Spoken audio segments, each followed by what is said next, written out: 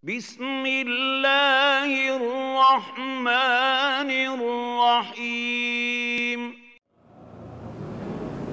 إن الحمد لله نحمده ونستعينه ونستغفره ونعوذ بالله من شرور أنفسنا ومن سيئات أعمالنا من يهده الله فلا مضل له ومن يضلل فلا هادي له أشهد أن لا إله إلا الله وحده لا شريك له وأشهد أن محمدا عبده ورسوله لا نبي بعده يا أيها الذين آمنوا اتقوا الله حق تقاته ولا تموتن إلا وأنتم مسلمون.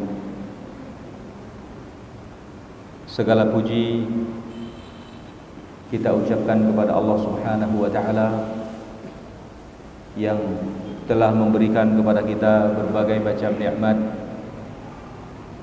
dari nikmat umur, nikmat kesempatan, nikmat kesehatan, dan juga nikmat-nikmat yang lain yang tidak sanggup kita menghitungnya. Begitu banyak nikmat Allah Subhanahu wa taala yang Allah curahkan kepada kita. Mudah-mudahan kita dapat mempergunakannya dengan sebaik-baiknya di tempat yang diridai oleh Allah Subhanahu wa taala. Dalam rangka kita beribadah kepadanya, kita jadikan semua nikmat Allah Subhanahu wa taala tersebut sebagai pembantu kita di dalam mentaati Allah Subhanahu wa taala. Kemudian hadirin dan hadirat yang dirahmati Allah Subhanahu wa taala, sebagaimana telah disampaikan oleh Tengku Sofyan tadi, malam ini adalah merupakan malam pertama kita memulai kajian kita kembali di masjid yang kita cintai ini setelah terhenti hampir 1 tahun, atau mungkin sudah sampai 1 tahun. Kita tidak sempat bertemu seperti ini, dan juga dengan ustaz-ustaz yang lain mungkin dalam kajian yang biasa dilaksanakan. Dan pada malam yang berbahagia ini Allah Subhanahu wa taala telah mengizinkan kita kembali untuk bertatap muka, bertemu, duduk di dalam majelis ini. Mudah-mudahan Allah Subhanahu wa taala meridai perkumpulan kita ini, dan juga diberikan kepada kita rahmatnya, dan juga dicurahkan kepada kita ketenangan. Karena Rasul sallallahu alaihi wasallam, beliau menyebutkan di dalam hadis beliau, dalam hadis yang sahih, Rasulullah SAW mengatakan, majtama'a qaumun fi baitin min buyutillah, tidak berkumpul satu kaum di dalam satu rumah dari rumah-rumah Allah Subhanahu wa taala, yatluna kitab Allah, mereka membaca kitab Allah Subhanahu wa taala, yaitu membaca ayat-ayat Allah, membaca ayat-ayat Al-Quran. Illa nazalat wa yatadarasunahu fima bainahum, dan mereka saling mempelajarinya, yaitu majelis ilmu di dalam masjid yang diadakan di masjid-masjid. Illa nazalat alaihimus sakinah, melainkan akan turun kepada kaum tersebut as-sakinah, yang pertama kata Rasulullah SAW, yaitu ketenangan. Wa ghasyiyatuhumur rahmah, dan mereka akan dipenuhi dengan rahmat Allah Subhanahu wa taala. Wa ghasyiyatuhumur rahmah wa haffatuhumul malaikah, dan juga mereka akan dinaungi oleh para malaikat. Wa dzakarahumullahu fi man 'indah, dan juga Allah Subhanahu wa taala akan menyebut-nyebut orang yang ada di dalam majlis tersebut kepada hamba-hamba Allah, yaitu kepada para malaikat al-muqarrabin, yang dekat dengan Allah Subhanahu wa taala. Ini adalah keistimewaan orang-orang yang duduk di dalam majelis ilmu, terutama yang memang majelis tersebut ada di dalam rumah-rumah Allah Subhanahu wa taala, yaitu yang ada di dalam masjid-masjid Allah. Mudah-mudahan pada malam yang berbahagia ini kita termasuk ke dalam golongan yang disebutkan oleh Rasul sallallahu alaihi wasallam. Kemudian hadirin dan hadirat yang dirahmati Allah Subhanahu wa taala, kesempatan yang Allah berikan kepada kita yang seperti ini, hendaklah kita syukuri dan kita manfaatkan dengan sebaik-baiknya. Dan setiap waktu yang Allah berikan kepada kita seharusnya kita manfaatkan dengan sebaik-baiknya, karena waktu adalah merupakan sesuatu yang sangat berharga yang ada pada manusia. Anugerah Allah Subhanahu wa ta'ala yang sangat berharga yang Allah berikan kepada kita. Karena kehidupan kita sendiri itu adalah kumpulan dari waktu-waktu. Kumpulan hidup kita itu adalah dari waktu.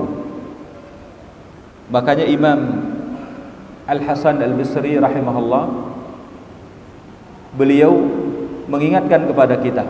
Beliau mengatakan, ya bani Adam, wahai anak Adam, innama anta ayyamun, sesungguhnya engkau adalah ayyamun majmu'ah. Sesungguhnya kalian wahai anak Adam adalah hari-hari yang terkumpul, kumpulan hari-hari. Kamu ini adalah kumpulan hari-hari. Kullama madha yaumun madha ba'duka. Setiap kali satu hari itu berakhir, maka berakhirlah sebagian dari hidupmu. Maka berakhirlah sebagian dari dirimu itu sendiri. Karena kamu kumpulan waktu. Ketika satu hari waktu berakhir, maka kamu juga sudah berakhir satu hari. Hidupmu juga, jatah hidupmu di dunia berarti juga sudah berakhir. Waktu yang Allah berikan kepada kita juga sudah berakhir. Maka para ulama mereka selalu mengingatkan kita dan mengingatkan umat ini agar selalu memperhatikan waktu, karena pentingnya waktu dalam kehidupan seorang muslim. Allah Subhanahu wa ta'ala di dalam Al-Quran telah menyebutkan tentang kepentingan waktu dan mengisyaratkannya dengan sumpah. Mengisyaratkan kepada kepentingan waktu, Allah mengisyaratkannya dengan sumpah. Allah Subhanahu wa ta'ala sangat banyak di dalam Al-Quran bersumpah dengan waktu. Allah bersumpah dengan waktu fajar, wal fajri. Allah bersumpah dengan waktu duha, wad duha. Kemudian Allah bersumpah dengan waktu malam, wad duha wal laili idza saja. Kemudian Allah Subhanahu wa ta'ala bersumpah dengan waktu siang. Kemudian juga Allah Subhanahu wa ta'ala bersumpah dengan waktu asar. Maka semua waktu Allah bersumpah dengannya. Para ulama rahimahumullah, para ulama tafsir ketika menjelaskan tentang sumpah Allah Subhanahu wa ta'ala, mereka mengatakan Allah Subhanahu wa ta'ala bebas bersumpah dengan makhluknya dengan mana saja yang Allah kehendaki. Namun kita sebagai makhluk tidak boleh bersumpah melainkan hanya dengan nama Allah Subhanahu wa ta'ala. Namun mereka mengatakan setiap Allah Subhanahu wa ta'ala bersumpah dengan makhluknya, maka itu menunjukkan bahwasanya makhluk tersebut memiliki keutamaan dan juga kepentingan di dalam kehidupan manusia. Maka Allah bersumpah dengan makhluk-makhluk tersebut. Maka di antara yang Allah bersumpah dengannya adalah Allah bersumpah dengan waktu. Ini menunjukkan bahwa waktu itu memang sesuatu yang sangat penting di dalam kehidupan kita. Waktu adalah sesuatu yang paling berharga di dalam kehidupan kita. Karena dengan waktu seseorang bisa menjadi orang yang mulia. Dengan waktu juga seseorang bisa menjadi orang yang terhina. Dengan waktu. Dengan waktu juga kita bisa menjadi ahli syurga, dan dengan waktu juga kita bisa menjadi ahli neraka. Dengan adanya waktu ini kita bisa menjadi orang saleh, dan dengan waktu itu juga kita bisa menjadi orang yang jahat. Dengan waktu ini, sesuai bagaimana kita mempergunakan waktu tersebut. Allah Subhanahu wa ta'ala di dalam surat Al-Asr, Allah berfirman, wal asri innal insana lafi khusr. Sudah sering kita dengar ayat ini. Allah berfirman wal asri, demi waktu asar. Surat Al-Asr ini ayatnya cuma 3 ayat. Namun Imam Syafi'i rahimahullah, beliau mengatakan andaikan Allah tidak menurunkan kepada hambanya hujah kecuali ayat ini, kecuali surat ini, niscaya sudah cukup, kata beliau, dengan kandungan yang ada di dalam surat ini. Sehingga para sahabat Rasul sallallahu alaihi wasallam diriwayatkan dulu mereka apabila bertemu dan berpisah, maka mereka antara satu dengan lain saling membacakan surat ini kepada sesama mereka. Membaca surat Al-Asr. Mereka tidak berpisah sehingga membaca surat ini kepada sesama mereka sebagai bentuk peringatan, memperingatkan dengan ayat ini, yaitu wal asri, demi masa, demi waktu asar. Ulama berbeda pendapat tentang penafsiran wal asri. Apa penafsiran dari kata al-asr di dalam ayat ini? Ada yang mengatakan ini sumpah Allah dengan waktu asar. Ada yang mengatakan ini sumpah Allah dengan ad-dahar, yaitu dengan waktu seluruhnya. Ada yang mengatakan ini sumpah Allah Subhanahu wa taala dengan sebuah generasi. Berbeda para ulama. Namun Imam Ibnu Katsir rahimahullah, beliau mengatakan, namun yang paling kuat adalah wal asri ini maksudnya demi waktu seluruhnya, demi masa. Kemudian Allah Subhanahu wa taala mengatakan innal insana lafi khusr, sesungguhnya manusia benar-benar berada di dalam kerugian. Illal ladzina amanu wa 'amilus shalihat wa tawassaw bil haqq wa tawassaw bis sabr, kecuali orang yang beriman dan beramal saleh dan saling mewasiatkan kepada kebenaran dan juga kepada kesabaran. Kita melihat di dalam ayat ini bagaimana Allah Subhanahu wa taala menyebutkan tentang keadaan manusia dengan waktu. Setelah Allah bersumpah dengan wal asr, demi masa, kemudian Allah mengatakan innal insana lafi khusr. Para ulama mengatakan ini jawabul qasam, jawab kepada sumpah tadi. Allah Subhanahu wa taala mengatakan sesungguhnya manusia itu lafi khusr. Lam di sini lam taukid. Dimulai dengan taukid inna. Innal insana lafi khusr. Sesungguhnya manusia benar-benar berada di dalam kerugian. Kemudian kerugian manusia di dalam urusan apa? Allah tadi bersumpah dengan waktu, berarti kerugian manusia di dalam memanfaatkan waktu. Banyak manusia yang rugi berhubungan dengan waktu, karena mereka tidak mempergunakan waktu dengan sebaik-baiknya. Karena manusia tidak menghargai waktu. Karena manusia tidak melakukan apa yang disebut oleh Allah Subhanahu wa taala di ayat yang ketiga dalam waktu tersebut. Kurang di dalam urusan iman, kurang di dalam urusan beramal saleh, kurang di dalam urusan berwasiat kepada kebenaran dan juga kepada kesabaran. Maka manusia rugi. Dan kalau kita melihat kepada kehidupan kita sehari-hari, memang apa yang disebutkan oleh Allah Subhanahu wa taala benar terjadi dalam kehidupan kita yang berhubungan dengan waktu. Coba perhatikan waktu yang kita hidup sekarang ini. Semua kita perhatikan. Berapa banyak Allah Subhanahu wa taala memberikan kepada kita waktu lapang.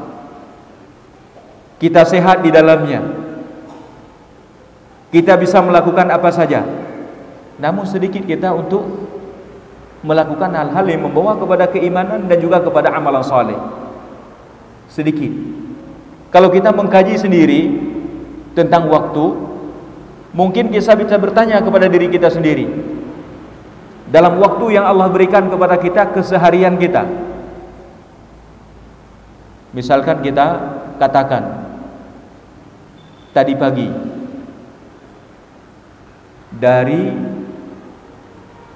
terbit matahari seukuran satu gala sampai sebelum zawal. Itu namanya waktu duha. Kira-kira berapa jam waktu tersebut? Mungkin 5 jam atau 4 jam. Apa yang kita lakukan di waktu tersebut? Sempat tidak kita melakukan salat duha 2 rakaat? Di waktu itu sempat tidak kita melakukan salat duha 2 rakaat? Salat duha kalau kita lakukan 2 rakaat mungkin 5 menit. Waktu ada 5 jam. Sempat tidak sempat kita untuk melakukan salat duha cuma 2 rakaat saja? Kebanyakan dari kita, termasuk saya mungkin, jawabannya enggak sempat. Enggak sempat. Waktu begitu luas Allah berikan kepada kita, lapang waktu, namun enggak sempat untuk melakukan amalan-amalan iman, amalan-amalan saleh di dalamnya. Enggak sempat. Untuk lain sempat. Untuk ngobrol mungkin kita sempat. Untuk bercerita yang mungkin manfaat untuk dunia kita dan akhirat kita juga kurang, sempat. Untuk kesana kemari bermain kita sempat, tapi untuk ibadat tidak sempat. Kemudian malam hari, kita melihat malam hari kita dari setelah Isya sampai keluar waktu fajar, itu berapa jam? 9 jam atau 10 jam? Waktu yang sangat panjang. Namun sempat tidak kita salat witir 3 rakaat? Sempat enggak kita tahajud atau salat malam, qiyamul lail, walau hanya dengan rakaat-rakaat yang sedikit? Mungkin kebanyakan manusia menjawabnya tidak sempat, atau mereka tidak pernah peduli dengan hal tersebut, tidak pernah punya keinginan untuk melakukannya, dan tidak berusaha untuk itu. Tapi untuk duduk di kedai kopi mungkin itu bisa berjam-jam. Di kedai kopi bisa berjam-jam, bisa 1 jam, 2 jam ngobrol dengan kawan kita sampai jam 1 malam, mungkin jam 1 pagi, kita masih bisa. Tapi untuk beribadah kepada Allah Subhanahu wa ta'ala, untuk melakukan amalan saleh, sedikit di antara kita yang sempat. Sangat sedikit yang sempat. Kebanyakannya enggak sempat. Enggak sempat. Kemudian di dalam 1 hari kita, mungkin kita bertanya lagi, dalam 1 hari berapa banyak kita sempat berzikir kepada Allah Subhanahu wa ta'ala? Berapa ayat Al-Quran sempat kita baca? Ini juga jawabannya sangat sedikit yang ada. 24 jam Allah Subhanahu wa ta'ala berikan waktu kepada kita. Berapa ayat Allah, berapa ayat Al-Quran yang sempat kita baca dalam 1 hari, 1 malam? Mungkin jawaban di antara kita, ada yang jawabannya 1 minggu pun enggak pernah sentuh Al-Quran. 1 minggu enggak pernah sentuh Al-Quran. Bukan dalam 1 hari. Demikian keadaan manusia memang. Kemudian dalam 1 minggu mungkin berapa banyak kita sempat belajar, menuntut ilmu, membaca, mengkaji, menelaah tentang hal-hal yang berhubungan dengan agama kita, untuk mengetahui yang halal dan yang haram, untuk kita bisa beribadah kepada Allah Subhanahu wa ta'ala dengan baik. Mungkin sangat sedikit waktu yang kita manfaatkan untuk itu. Malah mungkin tidak ada, 1 minggu enggak sempat belajar. Demikian keadaan manusia. Maka Allah Subhanahu wa ta'ala menyebutkan dengan 2 kali taukid. Allah katakan, innal insana, sesungguhnya manusia, lafi khusrin, benar-benar berada di dalam kerugian, dalam keadaan rugi. Berhubungan dengan waktu kita rugi. Begitu banyak waktu yang Allah berikan kepada kita terbuang sia-sia. Tidak sempat kita untuk taat kepada Allah Subhanahu wa ta'ala. Tidak sempat kita untuk beribadah kepadanya, untuk melakukan amalan-amalan yang mendekatkan diri kita kepada Allah Subhanahu wa ta'ala, untuk membuat persiapan-persiapan untuk kita menuju akhirat. Tidak sempat, sangat sedikit. Waktu kita habis hanya untuk main-main, untuk senda gurau, untuk makan minum, atau untuk tidur. Untuk beribadah tidak sempat. Maka Allah Subhanahu wa ta'ala menyebutkannya, benar-benar manusia ini dalam keadaan rugi. Kita ini, semua kita, semua diri kita ini, Allah katakan berada di dalam kerugian. Ketika Allah mengecualikan siapa yang tidak rugi, yaitu orang yang memanfaatkan waktunya untuk urusan iman. illal ladzina amanu, kecuali orang-orang yang beriman, yaitu yang waktunya diisi dengan hal-hal yang menguatkan imannya, menambah imannya. Kemudian wa amilus shalihat, dan juga beramal saleh untuk melakukan amalan-amalan saleh, amalan-amalan yang membawa kepada manfaat di dalam kehidupannya dunia dan akhirat, amalan-amalan yang dapat mendekatkan diri seseorang kepada Allah Subhanahu wa taala. Itulah orang yang tidak rugi, kata Allah Subhanahu wa taala. Kemudian orang yang saling berwasiat sesamanya kepada kebenaran dan juga kepada kesabaran, itu orang yang tidak rugi. Namun hadirin dan hadirat yang dirahmati Allah Subhanahu wa taala, kalau memang kita renung dan kita mau bermuhasabah, kita mengkaji kehidupan kita, bertahun-tahun kehidupan kita memang betul-betul dalam rugi, sebagaimana kata Allah Subhanahu wa taala. Bertahun-tahun Allah berikan umur kepada kita untuk hidup, kita senantiasa di dalam rugi kalau kita tidak pernah memperhatikan kemana waktu yang telah kita sumbangkan, kemana waktu yang sudah kita sumbangkan. Kalau tidak pernah kita memperhatikan ini, nggak pernah bertanyakan kepada diri kita sendiri, dan juga nggak pernah kita buat muhasabah, introspeksi, maka seperti inilah keadaan hidup kita terus menerus sampai kita meninggal dunia. Kita berada di dalam kelalaian, berada dalam dibuai mimpi. Kapan kita terkejut? Ketika kesempatan waktu tersebut sudah dicabut oleh Allah Subhanahu wa taala, baru kita terkejut. Ternyata waktu sudah tidak ada lagi. Waktu itulah baru kita terkejut. Ternyata selama ini nikmat waktu yang Allah berikan kepada kita, kita tidak manfaatkan dengan baik. Sehingga ketika itulah Allah Subhanahu wa taala menyebutkan, hatta idza jaa ahadahumul mautu qala rabbirji'un. Ketika sudah datang kepada salah seorang dari mereka al-mautu, kematian. Berarti kalau sudah mati berarti waktu sudah tidak ada. Sudah dicabut oleh Allah Subhanahu wa taala waktu dalam hidup ini. Enggak ada lagi waktu bagi kita. Untuk beramal tidak ada lagi waktu. Untuk beribadah kepada Allah tidak ada lagi waktu. Sudah dicabut oleh Allah Subhanahu wa taala.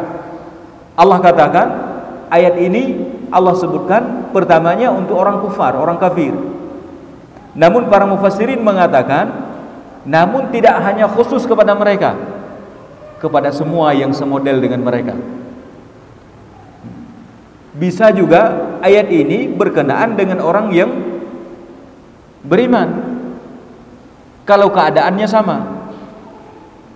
Allah Subhanahu wa taala mengatakan hatta idza jaa ahadahumul mautu, sehingga apabila telah datang kepada kalian, kepada salah seorang dari mereka al-maut, kematian.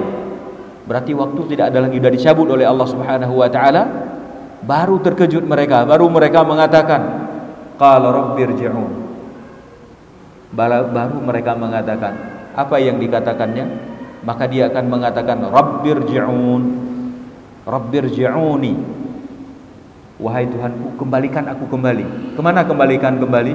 Kembalikan kembali aku kepada waktu, yaitu ke dunia.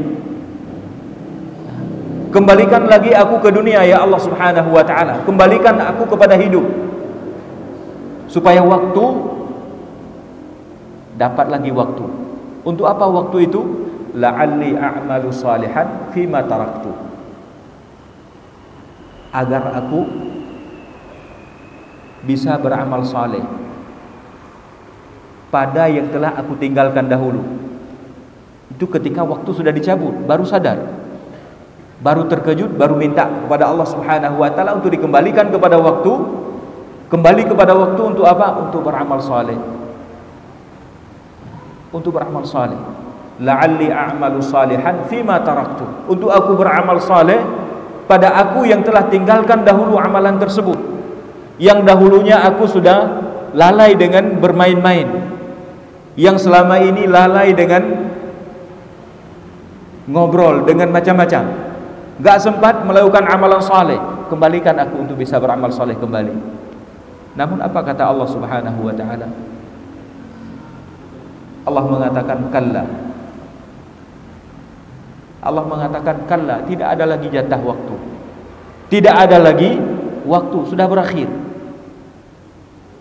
Allah Subhanahu wa taala sudah memberi umur. Ada yang 40 tahun, ada yang 30 tahun, ada yang 50 tahun, ada malah yang sampai 90 tahun.